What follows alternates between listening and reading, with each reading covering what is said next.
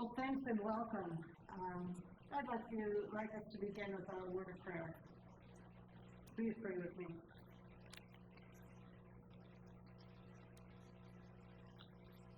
God of the past, the present, and the future, be with us this morning as we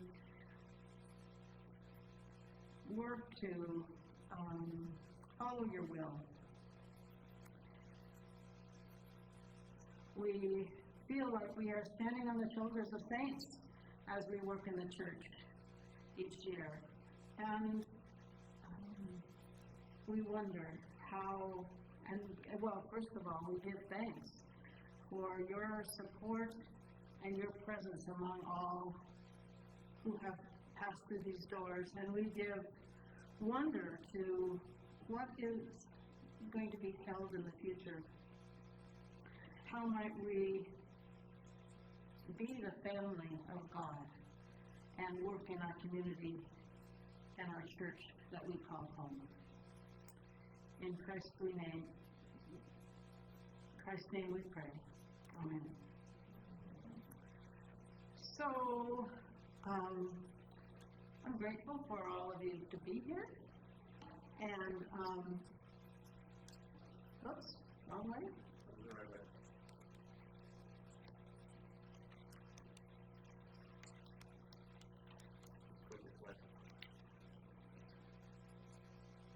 Blank screen? No, one more. One more? All right. Jared is masterminding of the slides, and I had all of the slides, but I didn't see that they would be point by point. So, what are the goals of the town hall meeting and gathering? First of all, we want to share the recent conversations and research done by the Leadership and Development Nominations Committee. They worked hard for several months.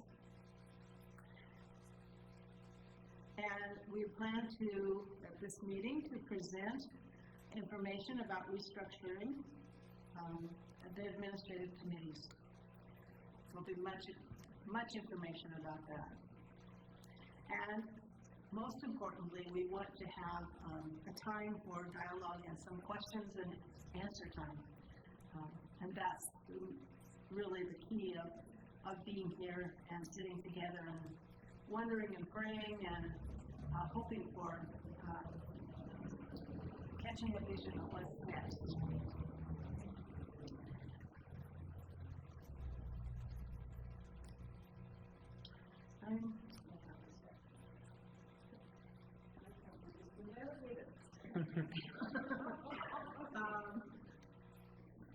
I know generally what it says, but I want to make sure I get the point. So,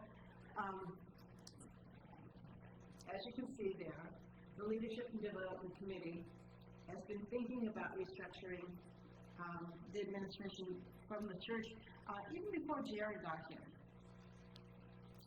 Pastor Don,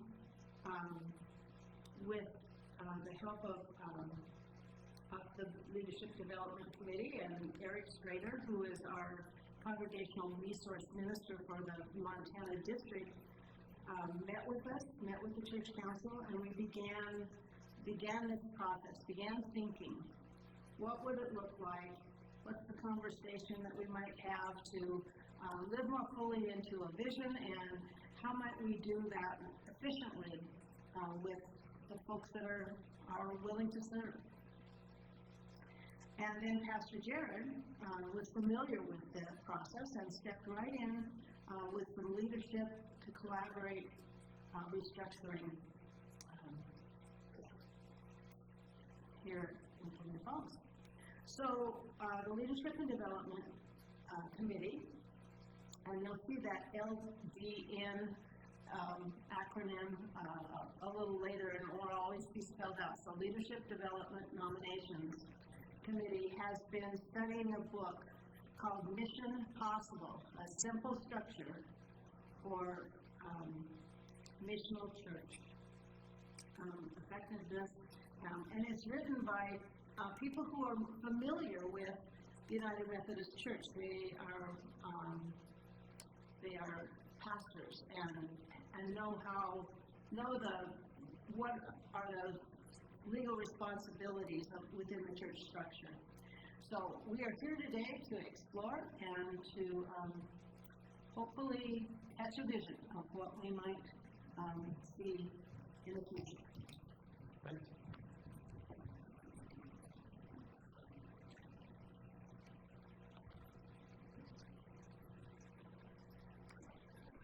So what does restructuring mean? Well, we're going to get to that in a few minutes.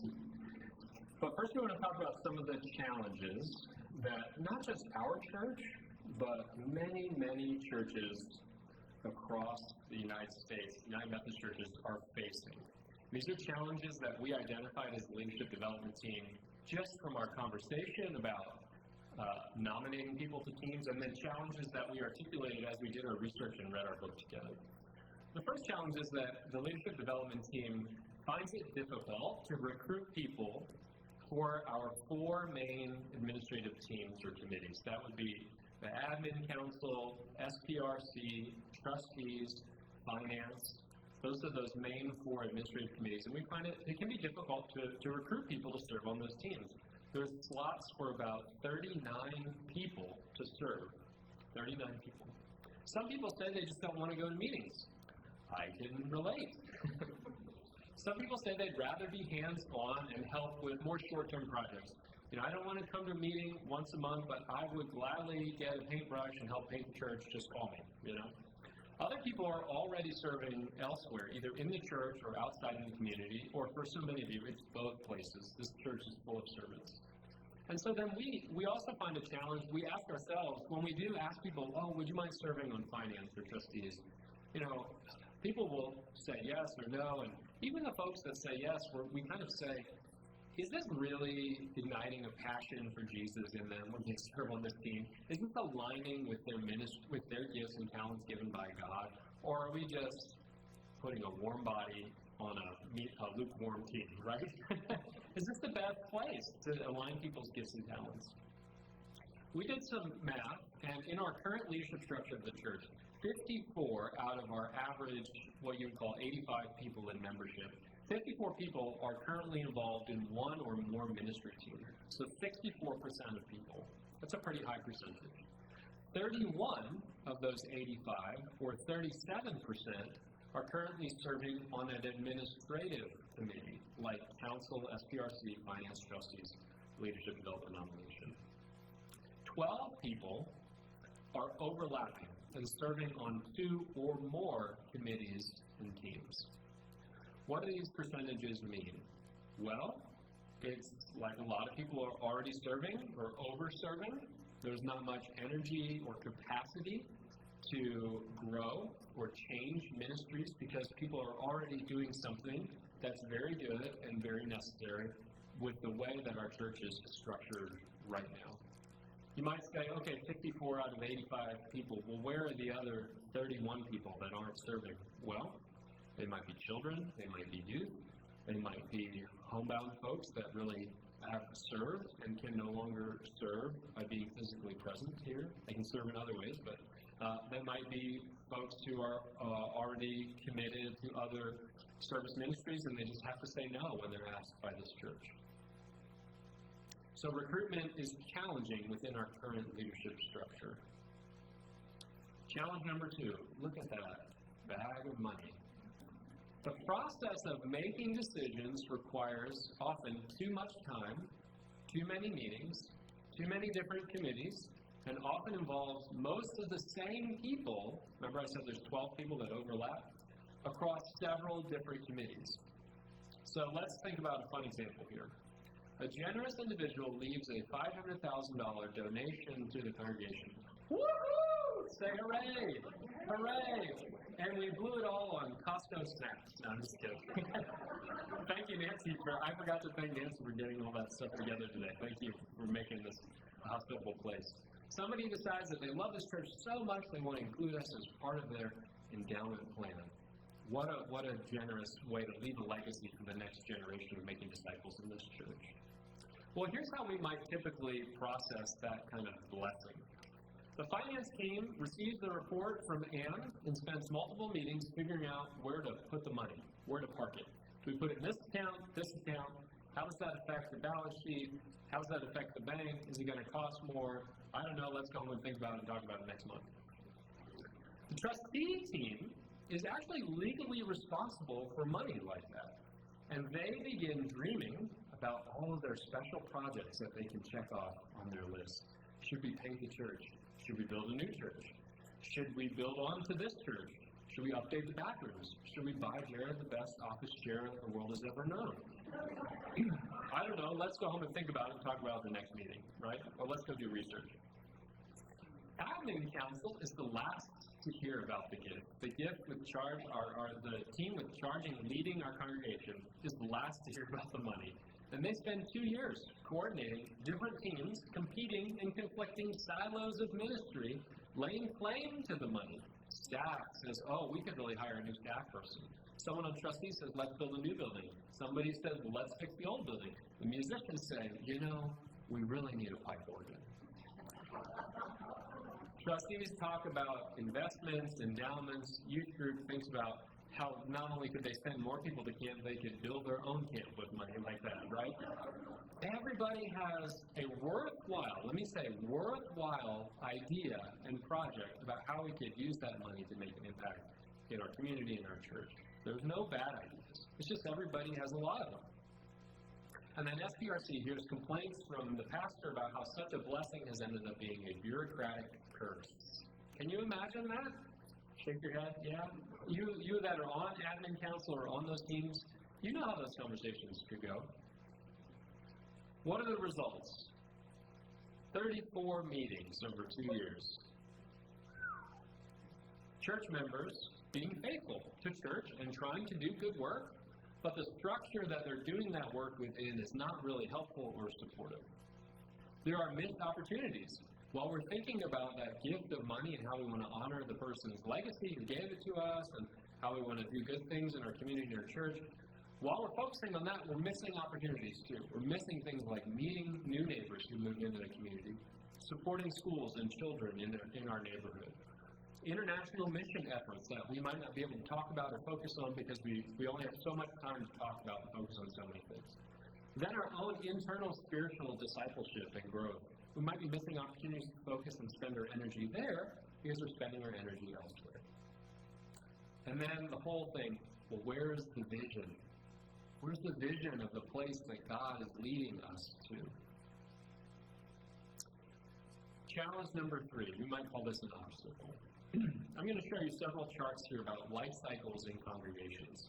These charts come from theory about life cycles of organizations. How organizations often start with a lot of excitement and vision and creativity that has momentum and grows and grows and grows, and then you tend to kind of peak as you stop adding new people or stop articulating different vision. You kind of say, man, we've arrived, we're really rocking.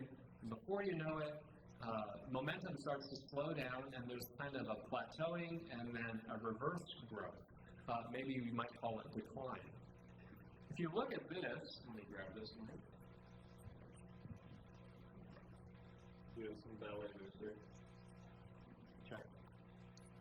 If you look here, right here, check, check, check, there we go. Of course, you can't see the laser pointer on the screen. We've got a lot of folks here in the empty nest. You know, kids have grown or no kids, out of the house or about to get out of the house. We have a lot of relationships with each other, a lot of programs, music ministries, outreach efforts, and we do really good at managing our church. But we ask ourselves in our leadership teams and administrative teams, like, well, what's the vision? Are we articulating a vision that will kind of carry us into the new future? I've been a part of churches, and you could probably name them, where they are so good at managing that cemetery plot that was gifted them 150 years ago.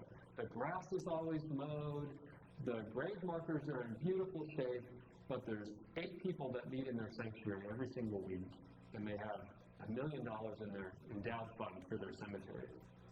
But they aren't really fruitful or vital, right? They aren't really changing themselves or changing their neighborhood. And they don't want to think that they're dead. They're not dead. But ultimately, they're at this place of no vision, no growth around them. There are churches like that, and the conference goes to them after years and says, time to revitalize, time to join with another church. You got to change what you're doing, right? Or you're going to continue to stay in this place. Here's another way to look at it. We've kind of hit the zone right here of empty nest, where we have good structure, we have some vital ministries, maybe not as many as we used to have. We have a lot of healthy and vital relationships with each other, but you've all told me since I've been here in the last year, there's less people here than there used to be. Less kids, less youth. We're kind of looking around and wondering, well, what's next? What's next? And we're not asking this vision question, where are we going? You know, we know what we control. We know how to kind of get there through our ministries. We know what's going on with each other, but kind of where's the vision that's going to take us to that place God is calling us to? Here's another way to think of it. We're kind of in this decline and thinking of it as a circle. You know, we're kind of in this aging spot. We don't have atrophy yet. We're still very active and doing a lot of vital things. We're not even close to death. But if we don't circle back around to maturity or to this healthy place with renewal, we're just going to keep going down. We have to cycle back through a season of renewal and vision and vitality and really move to the places that God is calling us to next. We're not alone in that, okay? Congregations across our Mountain Sky Conference and the United Methodist Church are facing the same kind of obstacles and dilemmas. It's very common right now across churches. So we shouldn't feel bad about ourselves. I don't feel bad about myself. We shouldn't feel guilty or have shame. This is just the way that culture has changed, the church has changed, right? And so we're looking, well, how do we change now in order to have more of a healthy vision of God guiding us into our future? Many small congregations like ours and many, many large congregations are changing their leadership structures in order to adapt to this kind of a future. It's kind of streamlining things and making them a little bit more simple so we can focus on vision. A lot of bishops and district superintendents are supporting and encouraging changes just like this. We've talked to our district superintendent. She's given us the green light to begin to have this conversation and to do this research. And so they know that we're talking about this and proposing these kind of structure changes in the church. This kind of change is more than a quick fix. Hear me. This kind of change is more than a quick fix. To continue to remain a vital and healthy congregation, we have to keep a Christ-centered vision as our main goal. In the past, churches could make small technical changes in order to remain vital. They could put up a new sign or a new website. They could update a sound system or pews or seating in the sanctuary. They could change their interior and think, well, we're going to be more attractive to visitors if we do this, so let's make this quick change. They could offer the most current or appealing curriculum or ministry idea. Hot off the press, let's use that. That will really help us be strong and vital. Churches often hold homecoming Sundays once a year, trying to re-engage their congregation or their community in the same way that they might have done it in the past. These are small little changes that you say, okay, we know the problem, here's a solution, we know how to do the solution, and that'll fix this, right? That'll bring the kingdom, right? Those are technical changes, technical small changes. We live, though, in a fast-changing world and culture. And technical changes are good and they're necessary, but they alone will not help us make disciples in community, right? You knew you needed a sound system. We got this great system now. We can broadcast online. We have wonderful TVs to use across the sanctuary. That's very good. It's a technical fix. It's not going to change the vision-shaping future of our church, right? It's a technical, quick fix. So here's our key question that the leadership development team is thinking about as we've been in this season the last 6 months. How can we help our congregation grow and adapt to a changing world? The current administrative structure that we have and the way it functions It comes from a model of the business world in the 1940s and 50s. It's very bureaucratic, very bureaucratic. Lots and lots of important, necessary checks and balances, but it doesn't fit many churches and the people that we have in this current time period. It's not helpful for this difficult landscape that we find ourselves in when we have less people, sometimes less money. We need to articulate a vision, but we're not sure how to do that. And other challenges that churches like ours are facing too. It's difficult within this structure to ask ourselves the right questions regarding the future and the purpose of our church, or allowing us to adapt quickly to changing circumstances in our church or in the community. And we really struggle to give ourselves permission to kind of experiment with new ministry ideas, because so many ideas cover so many different facets of different teams and committees. But we know that Jesus invites his disciples to constantly adapt in Scripture, right? Jesus, in today's Scripture, Jesus would say, don't think of your family this way, think of it this way. Adapt your thinking, because that will really help you see who's part of God's family. He invites his disciples and he stretches them and he says, go after these God-sized goals. He appoints 72 of them with power and authority to go and preach this good news, to baptize people, to heal them. And then they come back and report to them. He doesn't tell them exactly what to do. He just says, go, try it, see what works for you, and come back and let's talk about it. It's that God-sized goal that is, it's not perfectly laid out. They have to go and discover it for themselves along the way. So we want to be a church, as Nancy said in her opening statement and prayers, we want to be a church that leans into those God-sized goals for our community and for our neighbors. This is a part of our past at this church, and we want it to continue to be a part of the future, So Chris is going to talk about the why. Like, if we were going to tell you one reason why we wanted to move in this direction as a leadership development team, this is it. Here you go, Chris.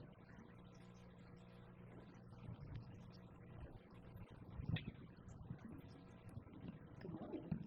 So I am Christine Marvin, or Chris Marvin, and I am the current chair for the administrative board, and then the leadership nominations team graciously allowed me to read the book with them and kind of go through this process because it's going to affect the administrative council. So for us to fully live into our missional focus of creating disciples to transform the world, the leadership team proposes streamlining our leadership structure. This will allow for more accountability, adaptation, and a clearer focus. The next few slides that we have will expand on missional focus, efficiency, alignment, and accountability. I'm glad Nancy found out it's a one-at-a-time thing. So, why the new structure? Our missional focus. This will help us transition from doing a lot to acting on our calling, our purpose, and our core values. We can also start to create new ways that will connect with our community, other churches, vets homes, senior citizen homes, our schools, all these other places that we can reach. Next one is efficiency. We will make decisions with a holistic mindset. By reducing the number of meetings, we can also save time and energy of our people and our members. And then the ministries will have the ability to govern themselves with quick thinking to accomplish God's work. By having all the team present at one time, the board will be more informed, and this will allow for more productive and efficient decision-making. The next Y is alignment. We will continue to have a strong connection to the vision, mission, and values of the United Methodist Conference. This new structure will also allow us to authentically relate to the newly reshaped core values, and those will be coming out. I'm very excited. And it will also, we will be able to see people's gifts and use those gifts and talents in life-giving ways. Our next Y is accountability. So the board will be able to think and act more spiritually with this new structure.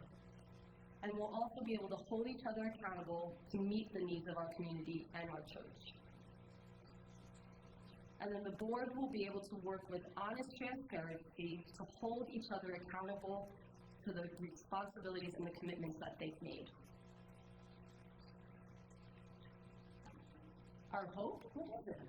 That people will be able to redirect their energy. Like John was saying, we have so many meetings that our time and energy goes to meetings, so this will allow us to focus our energy on our mission and ministry. And it will also allow us to focus on advancing the ministry for the vision and mission of Christ and our church and our community. And we will be able to continue to stay in line with the United Methodist structure. So we're not going rogue or anything like that. So with that, we're about halfway through, and we'll take a little break, and Jared will come up and help if anybody has some questions before we move on. And if you don't have questions, that's okay too.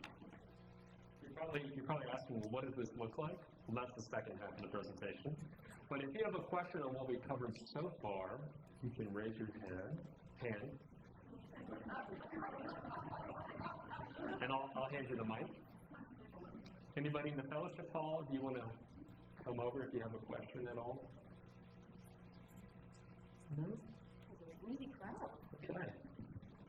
They were fed, so I forgot my granola bar somewhere, so. Okay, thank you, Chris. Okay, so what are the basics? What does this look like? What are we talking about, right? Let's get down to the nuts and bolts of this. Instead of having an admin council, an SPRC, a finance team, and a trustee team with 39 people, which we can only currently get 31 people to serve, we would have them all consolidate onto one board. It would be about 9 to 12 people instead of 39 people across 4 different committees. That's a pretty big change. That's a big change. Those 9 to 12 people would include a chair, a vice chair, a lay leader, a youth and a young adult representative. The pastor, I should say, would be a part of that team, but not a voting member, if that makes sense. This is a lot of conflicts of interest when you can vote in your own staff parish issues. All members of this, we're calling it leadership board, that's not the name, it's just, think of it there for now. All of them are the admin council, staff parish relations committee, trustees, and finance, all of the time. They're all members of all of those teams all the time. Does that make, someone have, tell me more about that, Jared. Okay, so we don't elect one person to serve as a finance rep and one person to serve as a trustee rep, for that 3-year period. Everybody is always thinking about all of the issues from all of the sides all of the time, okay? So let's say,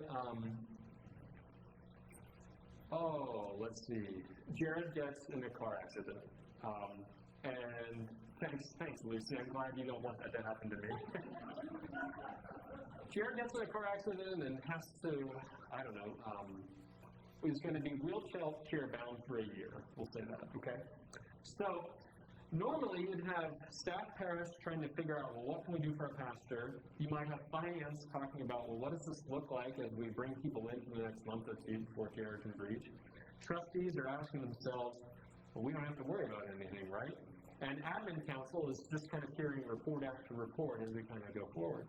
Well, under the idea of a leadership board, all the members are thinking about all those issues all the time. So they can have a more holistic conversation about what does this mean for Jared and his family regarding their compensation, their ability to come to church, their ability to get in the building, trustee issue, What does this mean for other members of our church who might have differing abilities who need to get in the congregation who've never thought about that before? What does this mean for our vision, and can we continue to do these things as a leadership board that we've talked about? So you kind of can have a broader, holistic conversation because everybody in the room is on the same page from the get-go, right? You don't have to crisscross and have multiple meetings and miscue information meeting after meeting because, oh, I wasn't here that time, or I'm on a different team, or, yada, yada, yada. That's kind of one example of what it means for all members to be having one conversation at one time. The basics, what does this new leadership board do? They do three main things. The first is strategic work. With proper planning and goal setting, they seek to remain accountable to Christ, first and foremost. And they align their mission and purpose with their vision and core values. Our mission is always the same, to make disciples of Jesus Christ. Our purpose, that might look a little bit different here in our location. And our vision might be different from this year to next year, even though we're trying to accomplish the same mission. The vision is the way that you do it.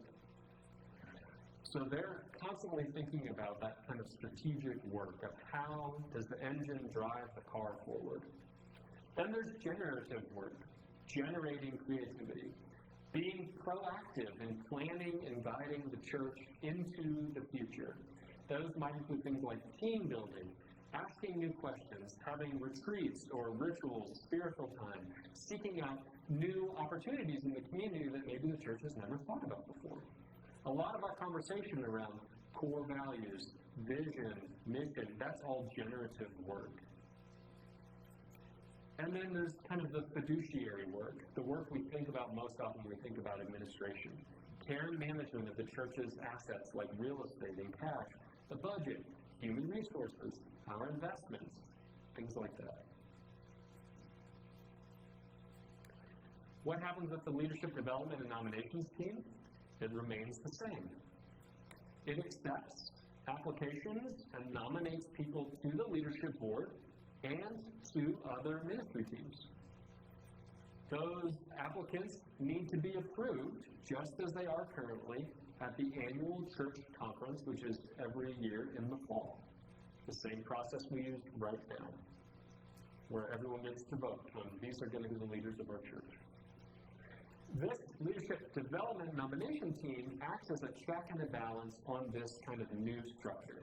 Because they nominate people to the board doesn't nominate themselves, they get to say, you're a good fit for this team, or you're not a good fit for this team. And that's important, because you want to make sure people are on the right seat in the bus and not on the wrong seat. Or they're not driving the bus into the river, right? That's important. So they act as a check and a balance. Because of this is voted on by the whole church is a check and a balance too on this new structure. They can say, this isn't working, we need to change it again. And because our DS is often involved in those annual church conferences, our district superintendent and even our bishop is a check and a balance on this type of new structure. They can say, you've gone rogue, you need to change back. They can even call a church conference. Did you know that? I didn't know that until we were doing this research. We're not just the ones that can vote about our own church. The DS can call a church conference and say, Jared, you're misbehaving and your church needs to vote on this new board. They can do that. They have the power to do that. What is the current work of our leadership development team in this process? We told you we'd talk about some of our research.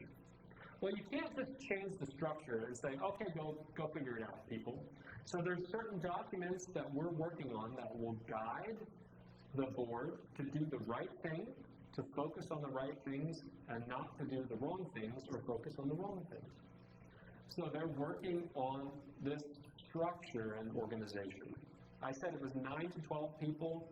Different churches do it different ways, and it's time for us to think about, well, how many exactly do we think would be the right fit for this church? And who would be voting, and who would be not voting, who would be a voice, and what does it look like if there's a confidential issue that the board needs to talk about? So there's some details that we're going to be figuring out around that this summer. They're working on drafting an initial set of guiding principles that will give the board boundaries. This is inbounds, this is out of bounds. Give them some freedom, but also give them mechanisms of accountability, right? Here's how you need to communicate with the congregation about your work. Here's how much money can be spent before you need approval from the board. Things like that. And then they're working on an application, kind of a questionnaire to fill out for people who are interested in joining the board in the future. And they're working on a covenant. Ooh, they're doing a lot of work. They're drafting a board covenant to help the board hold each other accountable to a new role. Covenants are a big part of our tradition. We say a covenant or make a covenant when we get married. We make baptismal covenants with our children and grandchildren and children in our congregation. So a covenant is a way that you say, kind of, here's our purpose, and here's how we're going to stay accountable to that purpose in the future. And so every year the board will be asked to sign a new covenant with any changes they want to make from the previous year, so that it's their promise to do these things, and if they don't, then there's going to be accountability put in place around that. You know, if you're on the board and you missed 6 of the first 8 meetings, there's going to be some ideas in that covenant about, well, what do we need to do to make sure this board is as functional as possible? And is this really a good fit for you, right? So that's the work that the board, the leadership development team is working on now. Then there's the whole meeting style of the team. Structure change, this whole idea of changing the number of seats on the bus, is a technical change.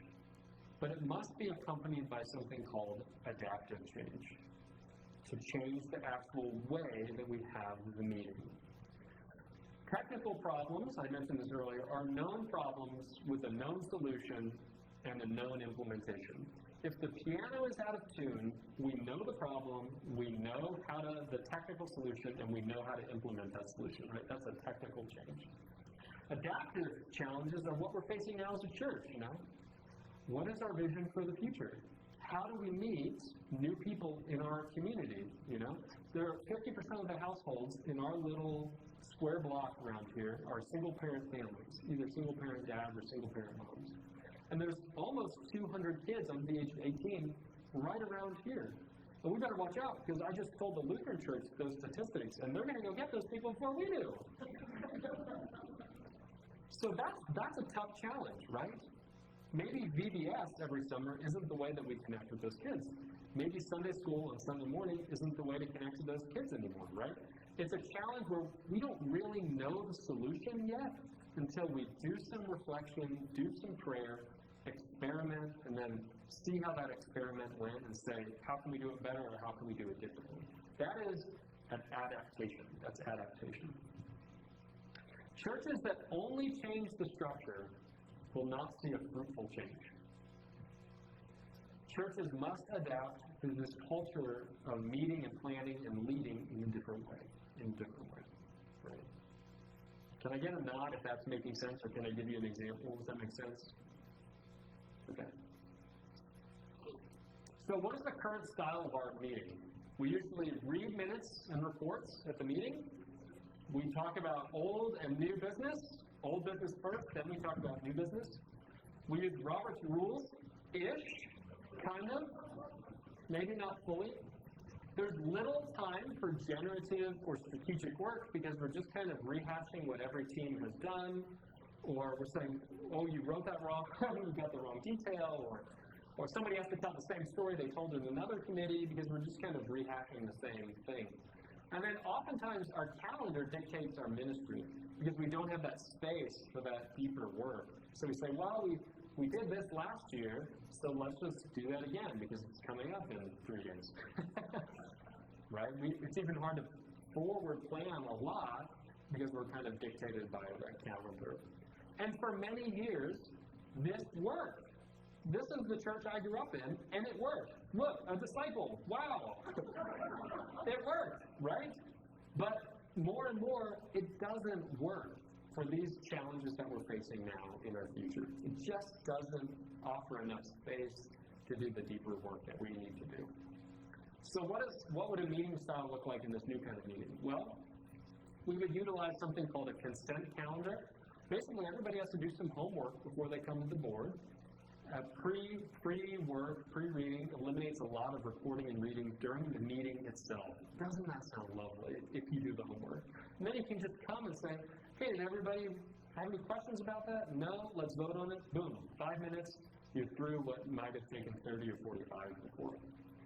Then a lot of the agenda of the new meeting style focuses on conversation about life-giving ministry and how to make an impact on the community.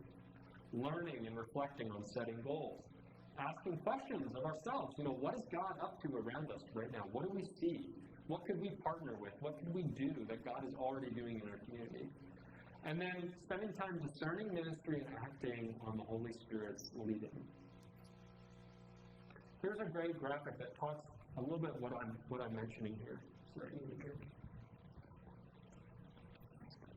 this is something called the accountable leadership cycle. The leadership board that seeks to be accountable to the mission and uses its authority to hold the church accountable for participating in that mission. So we might say, okay, what is God doing in our community? Let's do some research. Let's figure out. Let's walk around. Let's do a prayer walk and see what God is doing. Then we might say, okay, there's 200 kids in our neighborhood.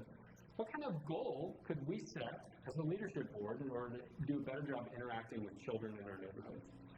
Then it's time to work with our ministry teams and implement some ministry around those goals.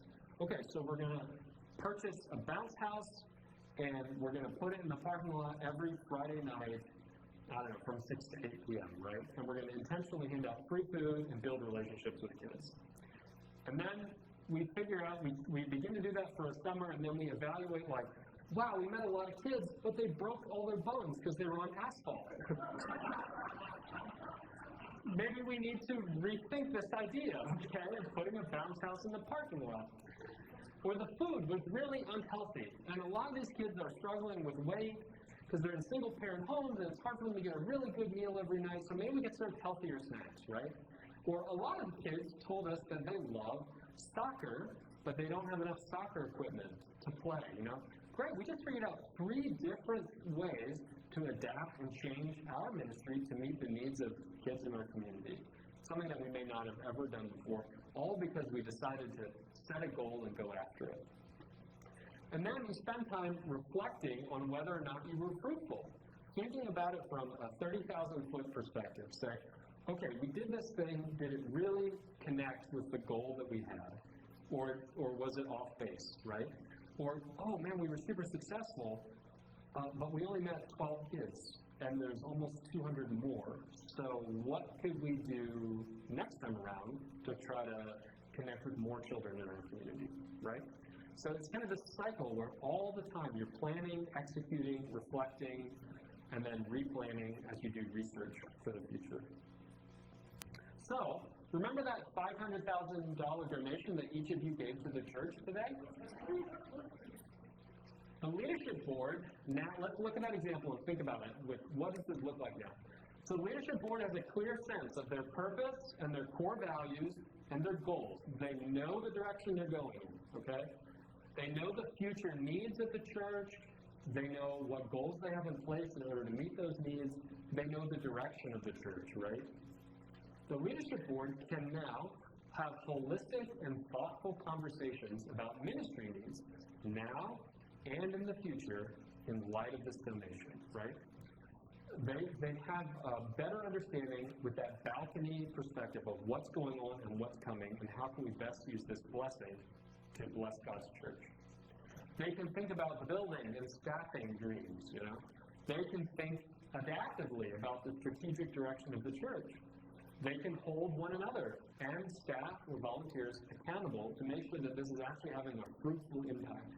Is this actually helping to make disciples, or is it just making us feel good, or what? What's the story here? Let's really think about it. And then they can clearly communicate and celebrate this work with the whole congregation. It's a lot different. It's a lot more opportunity to be fruitful and impactful. Less meetings. Woo! Right. So what about the rest of the congregation and all those other ministry teams like Mission Team, UMW, United Methodist Men, Care Team, Discipleship? Well, recall that now there's some more people who have been freed up and have more energy from this typical administrative teams who want to do more hands-on or short-term or kind of task force ministry. The ministry teams remain in place. They don't need to change unless they want to change. They can now work collaboratively with the leadership board to move in more of a unified direction, right? In terms of strategy and goals and changes in light of new learning. The leadership board is responsible for regular communication with the congregation regarding work and goals and projects. All of the congregation is invited to any leadership board meeting unless it's regarding confidential staff parish issues. Okay? So everybody can come to any meeting unless it's about Anne starting to drink all of Jared's Diet Pepsi in the fridge. No, then that's a confidential issue, right? The goal of this whole thing, changing the structure, changing the meeting style, is to help the congregation feel empowered and informed at all times so that the Spirit works through all of us to accomplish God's holy work. That is the point. So, this is the end. I want to leave some space for questions. It's 11:23. Leave some space for questions. If you're one of those people like me that you don't really know how to articulate a question in the moment, but you get home and you've been thinking about this all week, right? And you just, I want to email. So email the office, and Anne will send it to me and the leadership team, and we can get you an answer or publicize something so that you feel more informed. This is the first town hall that we want to do. We want to come back to you with some more details, like what does the structure look like, what's in the guiding principles in the fall, so that you can see concretely how this might work at our church. But we felt like more of our church needed to hear about it first before we got to that point, so that we could get your feedback or answer any questions you have now. Yeah, welcome. Yeah.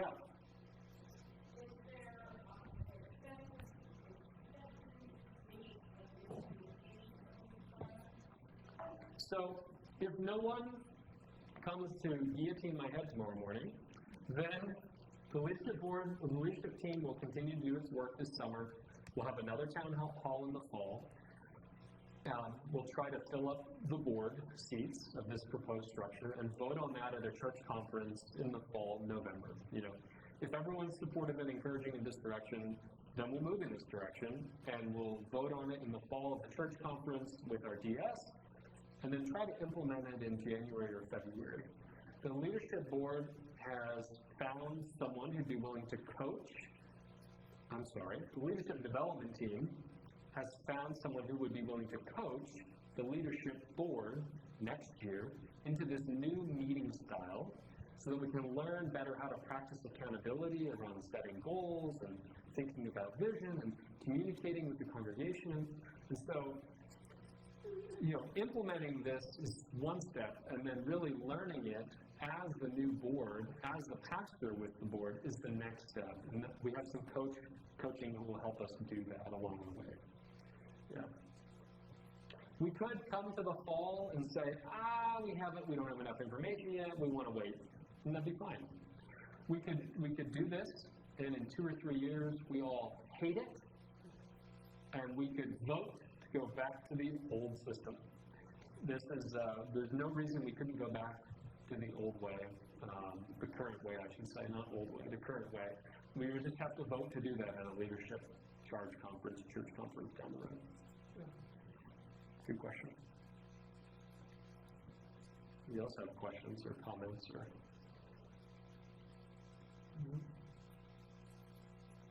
Okay. Let's pray then. Yeah, let's pray.